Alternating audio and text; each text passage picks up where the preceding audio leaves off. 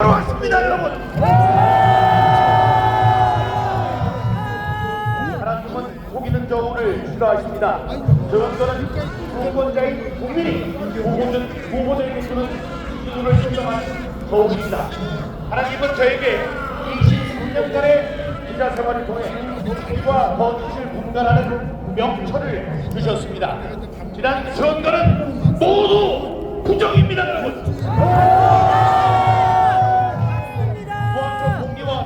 법칙에 모두 어긋나는 투표 결과가 지난 1년 동안 거듭 나타났습니다. 큰 수의 법칙에 의해 서로 기대해야 할 사전 투표와 당일 투표의 투표율이 10% 이상 달랐습니다. 그것도 이상한데 항상 민주당 후보만 유리했습니다, 여러분. 서울의 425개도, 경기도의 599개도, 인천과 세종, 울산의 모든 동에서 일률적으로 단 한 곳에 예외도 없이 민주당만 유리했습니다.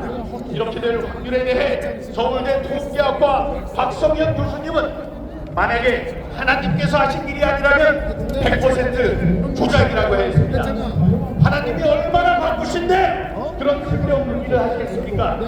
바로 100% 조작이라는 말씀이었습니다.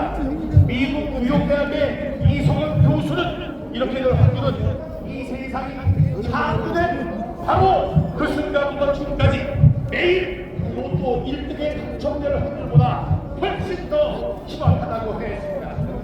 수학적으로 증명된 부정선거의 진상은 재검표로 드러난 빳빳한 투표용지, 화살표 투표지, 일장기 투표지, 배천지 투표지 등 실물 증거로 다시 한번 증명됐습니다, 여러분. 아직도 정선거를 의심하는 분들께 말씀드립니다. 2000년 전 감람산에 오르던 예수님을 따르던 군중이 예수님을 향해 이스라엘을 구원하는 메시아라고 소리쳤습니다. 율법 학자들은 그 말이 거짓이라며 저들의 입을 막아달라고 했습니다. 그때 예수님께서 말씀하셨습니다. 만약에 저들이 상정하면 그들 대신 불들이 일어나 내가 세상 구할 메시아라고 소리칠 것이라고 말씀하셨다. 지난 5년간 문재인 정권은 부정선거를 외치는 저의 입을 막기 위해 무려 8달의 재판으로 저를 핍박했습니다. 그러나 그 고통과 조언 저에게 아무런 타격감을 주지 못했습니다. 저의 입을 막는 거합니까? 지금 투표함에 보관되어 있는 가짜 투표인들과 선관위 자료실에 영원히 박제되어 있는 거짓된 숫자들이 저 대신 들고 일어나 부정선거라는 세상에 부르짖고 있습니다, 여러분.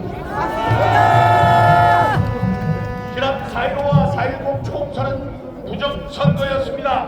부정선거 청결하여 자유민주주의 수호하자!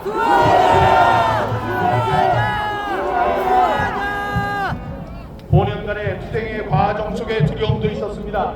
재검표가 실시될 때 만약에 재검표의 결과가 나의 예상과 빗나가면 어쩌나 하는 걱정도 있었습니다. 그러나 하나님은 말씀하셨습니다. 내가 명령한 일이 아니냐, 놀라거나 두려워하지 말라, 다만 당하고 담대하라고 말씀하셨습니다.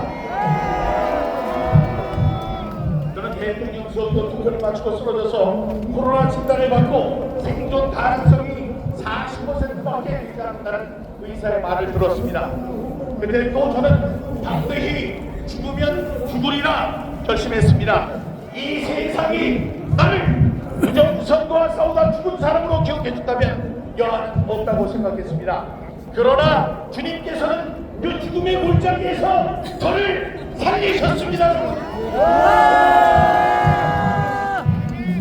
저는 지난 대선에서 부정선거 청결하여 정권 교체 이룩하자는 구호를 외치며 국민 길목과 부정선거 당시에 최선을 다했고 마침내 윤석열 대통령이 당선됐습니다.